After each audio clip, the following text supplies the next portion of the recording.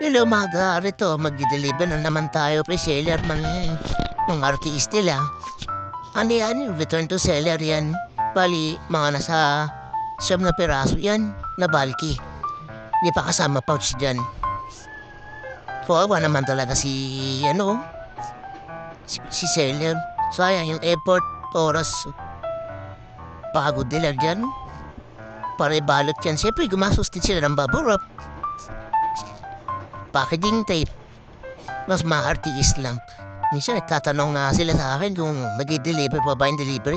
Sabi ko, sa siista lang kayo magtanong kasi wala talaga akong alam yan. Taga-return lang kami.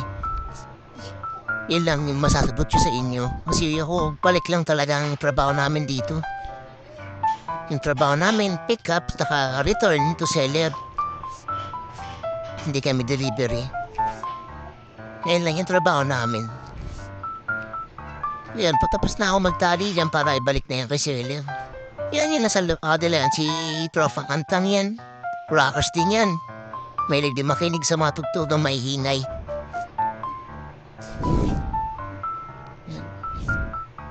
Bagong gupit din ako dyan. Hindi naman ako, paap. Hairdo.